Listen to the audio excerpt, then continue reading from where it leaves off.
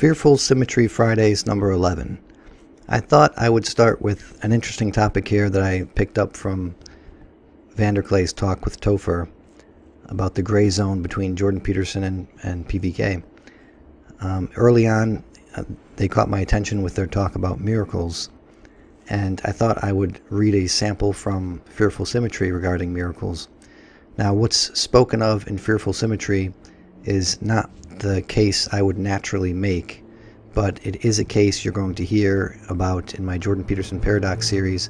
It is the case, I think, that Michael Roos puts forth versus John Lennox. I think Blake holds perhaps an extreme position.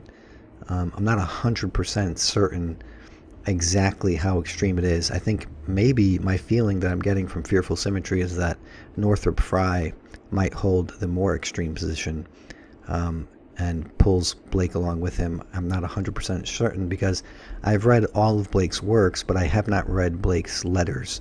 And of course, Northrop Frye read the letters before he wrote this book, so he would have a greater insight than I would, or you know, anyone else who's lacking that component about Blake. But anyway, so I'll get into what Paul Vanderklay and Topher have to say about miracles, and then I'll start quoting from Fearful Symmetry.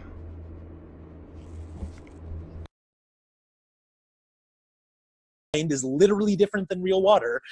We know that the placebo effect is real. We know that antidepressants are barely as effective as placebos. They're a little bit more effective, but not much. The brain can rewire itself and change its own chemistry with a powerful enough experience. And we're so filled with doubt and lack of faith that it wouldn't have that same effect. But would an exorcism have an effect on a mental illness? Could an exorcism cure schizophrenia in a society where you fully believe that, and your entire surrounding, your family, your parents, your extended family, your community, all believed that you had been exorcised and you were no longer mentally ill and treated you that way? Would that change the wiring of your brain? Possibly. Is it possible? Sure. I mean, is it 100% sure? No. But should we ignore thousands of years? That seems crazy to me now. And it's so weird because it seemed crazy to do the opposite 5 years ago. So how smart are we? One of us is smarter than all of us. Yeah. Well, and I've seen that, lately I've been thinking about this too, how it's so funny how different things manifest in different groups. There's, mm-hmm. in the Synoptic Gospels, Jesus can't do any miracles in his hometown, and it's like because they didn't believe. And you'd think, interesting. Well, what does that mean? And at this point, nobody has really come to terms with that Bible verse in any kind of contemporary way. Well, even if you buy the entire Christian package, you say, why not? What kind of a thing is this reality? We really don't know much.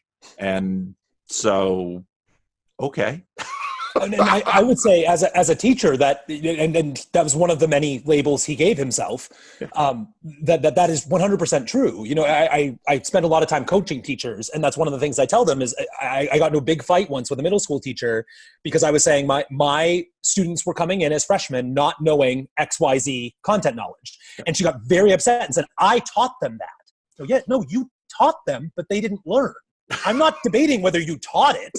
I'm debating whether they learned it, and those are different things. That's right. And so he can perform, whether we can put the metaphysical, supernatural, whatever in a box and say that the results. Let's just say, for the sake of argument, the results he was getting were in part due to placebo and belief in the action.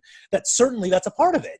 Darren Brown, the mentalist, these magicians, Chris Angel. A big part of it is that the people in the audience are expecting to be fooled. They go in there, they're buying into what we're doing together. The whole audience is not full of skeptics searching for every single flaw in the act. Yeah. Those people are there, but it's not the majority of the audience. The crowd is there to listen and hear. That's right. And one of the things, if you're a teacher or if you're a pastor, you walk into a room, you go, and sometimes, with this church, I often have it because the church building that I'm in is nothing special by any means. But I'll often have it that people will come in and they'll say, I just feel love in this place. And it's like, huh. Or you go into a class. The class, we look at it, well, that class has a culture, and it does, but it's always a little something more than the culture. And people in one group are able to do so, and musicians above anybody know this, because you get a group together that syncs, that really plays, and it's like, you can't just pull someone out and put someone in. Well, it might also be good, but it's different. And we have no idea what all is going on with any of this, but it's all true, and we know it. The ensemble, there's something that is being embodied by everyone as they try to, and it's not just the director, and it's not the composer, and it's not, it's the unity of everyone's vision to one direction. It's hard to find a stopping place because the conversation is very interesting. So if you haven't seen it, I would recommend you watch it. But so a little preface before I get into the Blake part, or the fearful symmetry part. There again, I'm trying to stave off someone hearing something that kind of turns them off because they don't understand the language or the names or the mythology. But again, you're going to hear stuff that might remind you of Jung and his talk of the shadow.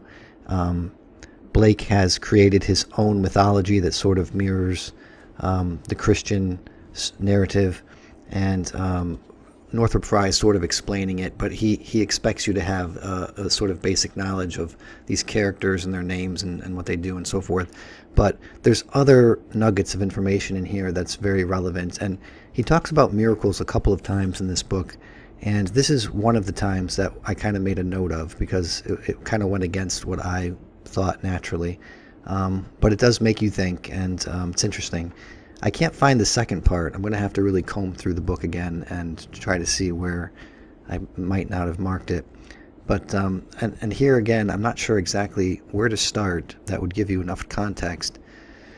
But sort of in the middle of a chapter. But I'm just going to start here. I think this is good enough. And again, just go along, and you will pick up what you need to pick up. So Frye says, what has happened is that the specter of Urthona, the sorcerer's apprentice who is capable of starting but not stopping an automatic energy, has gone over to the natural man. The specter deals with the useful, and the question, useful for what, has two answers. If a thing like a sword, which is of no use to the imagination, is called useful, what is meant is that it is useful to the selfhood. The specter does not care. He is merely a demon, as ready to invent swords as plowshares, as quick in finding out gunpowder as stained glass, as ingenious in making instruments of torture as instruments of music. Separated from Los, then the specter becomes immediately the servant of Luva, as he is an animal. But Luva must go through this cycle to his death as Satan, and the specter must follow him to a common destruction. In the Bible, this is symbolized in the murder of Abel, the prototype of the dying god Luva, by Cain, whose name means smith, and who is an inventive specter of Urthona, beating his plowshare into a sword. What begins as a pursuit of the instrumental and mechanical for its own sake ends in war, and in an overproduction of luxurious and dangerous toys. And what begins as an intensification of moral virtue or temporal activity ends as a natural beehive society of unthinking workers, unworking drones, and periodic massacres.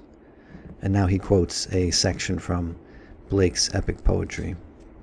Then left the sons of Urizen, the plough and harrow, the loom, the hammer, and the chisel, and the rule and compasses.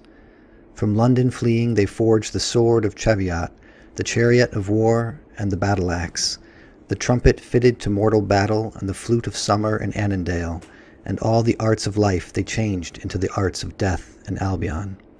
The hourglass contemned because its simple workmanship was like the workmanship of the ploughman, and the water wheel that raises water into cisterns broken and burned with fire, because its workmanship was like the workmanship of the shepherd. And in their stead, intricate wheels invented, wheels without wheel, to perplex youth in their outgoings, and to bind to labors in Albion, of day and night the myriads of eternity, that they may grind and polish brass and iron hour after hour, laborious task, kept ignorant of its use, that they might spend the days of wisdom in sorrowful drudgery, to obtain a scanty pittance of bread, in ignorance to view a small portion and think that all, and call it demonstration, blind to all the simple rules of life. Now Frye continues. The imagination recreates nature, and recreation implies a certain amount of control through the will. But as the will is not the creative power, when the will is in charge of the natural man, its control is reduced to domination, always a sterile and uncreative form of control. The result is that curious pollution of nature, which we always see in a society in which the instrumental is an end in itself. In a primitive imaginative form, such as a rain dance, there are present two motives. One, an imaginative attempt to recreate and humanize a phenomenon of nature in a work of art. The other, an attempt of the natural will to bring about rain. The expressive and subtle power of the art and the worthlessness of the magic both gradually appear, and one is developed into drama and the other discarded as mumbo-jumbo. We say that the magic is a premature attempt to control nature without understanding its real laws, which is true, but not the real point. If a primitive tribe could control the weather, it would make a foolish use of its power and soon destroy itself. Similarly, a, quote, miracle, end quote, in the sense of a display of an arbitrary power over nature, quote, is an impossibility, not a miracle, end quote. And in any case, quote, ambitious miracle mongers, end quote, with whom Blake refused to classify Christ and his apostles, would obviously be all the more disastrous to humanity if they could work miracles. In Blake's symbolism, they are trying to open the, quote, western gate, end quote, when there is still behind it a sea of time and space which will rush in and dissolve everything in the chaos of another flood. This chaos is the fallen Tharmas, the Zoa of power, and the specter of Urthona is related to Tharmas as Mephistopheles in Faust is related to the Erdgeist. Since human bodies sank to the Adamic level of impotence, however, there has been an inner balance in the world that has so far prevented magical powers from being developed in advance of vision. The same is true of the mature development of magic and miracle, which generally usurps the name of science. As an attempt of the uncreative will to domineer over the natural world or other men, such, quote, science, end quote, is pernicious to the extent that it is successful because humanity is just as much inclined to destroy itself in scientific as in primitive times, and has avoided doing so only because it did not know how. Very little of the machinery science makes possible is of any use to the imagination, for though Blake, like Morris, ranks, quote, manufacture with art rather than commerce, he also uses the word primarily in the sense of handwork, and what is not of use to the imagination must be useful to the natural man, and so destructive. Science conceived as will is a murderous complication of such machines. Science conceived as imagination is scientia, the clarifying of the form of our knowledge of nature. This latter, when under imaginative control, is of great significance, and the fact that it has had so dramatic a development in the final centuries of the Jesus cycle is another indication that the cycle could be the last, as we shall see when we come to Jerusalem. That's Blake's, one of his great epic poems. What is true of nature is equally true of man. The creative imagination perfects the form of its vision, and that vision may have a great influence on others, an influence which should be left to take care of itself. Once the artist thinks in terms of influence rather than of clarity of form, the effort of the imagination becomes an effort of will, and the art is perverted into tyranny, the application of the principle of magic or mysterious compulsion to society. Here we come back to the opposition of visionary and hero, of the man who inspires with life as opposed to the man who inspires with death. Occasionally a prophet, by the way, that kind of reminds me of Soviet propaganda. They kind of force an artist into creating propaganda pieces. Occasionally a prophet will become a warrior like Muhammad, or his disciples will. The underlying motive for this is often that the prophet becomes impatient, and then parenthetically, the sin of Moloch the child roaster, according to Blake, end parenthesis. And anxious to get his message proclaimed in a hurry to the greatest possible number of people in the shortest possible time, compulsion being usually regarded as a great saver of time. The prophet who wants to see immediate and dramatic results of his visionary power is being oppressed by the spirit of the specter of Urthona, the passing time that will very soon tick his 70 years away. But there are no shortcuts to vision through violence or unreflecting energy. Quote, "The will must not be bended," Blake says, "but in the day of the divine power. A society's index of civilization is not in a high proportion of murderers who get hanged, but in a low proportion of murders. And while it takes less time to hang a murderer than to organize society so as to reduce the motives for murder, there is no imaginative progress in the former. Progress comes only from, quote, the forgiveness of sins, end quote, which, among other things, is the transference of the will from the selfhood to the imagination." I think that's where I'm going to stop. This next bit gets really heavy into the symbolism of Blake and his mythology. So I know there was a bit of that previously, but I thought there was a lot of other interesting gems there for you to consider. And I don't really have much time to go over all the considerations, but something that I thought that was obvious and immediately struck me as I read that was, he has this point about Blake believing that there were no actual miracles in the sense of something that defies the natural law. And now you can get into the weeds and, how you're defying natural law, what defies this and all this kind of thing. So I don't know how clearly, Blake expressed that in his letters, because I don't really get that from his poetry. But, I only read the poems maybe a couple of times. So that's nothing compared to how Frye read them. But you can read them for yourself and decide what you think about that. And are the miracles of Jesus, there's arguments that are made that say the miracles were not literal, but they're meant to be figurative, they're metaphorical, they're always demonstrating something on a metaphorical level. And so if you take them to be sort of historical, literal fact, then you are not reading the book correctly. Now, again, this is not my exact position. I'm getting into my exact position as I'm putting these things together in the Peterson Paradox video series that I'm doing. But you're going to hear this kind of thing said by Michael Roos in that debate he had with John Lennox, the sort of metaphorical understanding of the miracles of Jesus. And then you're going to hear it in that other debate with, what's his name? It was another unbelievable debate between a Jewish rabbi who was Reformed and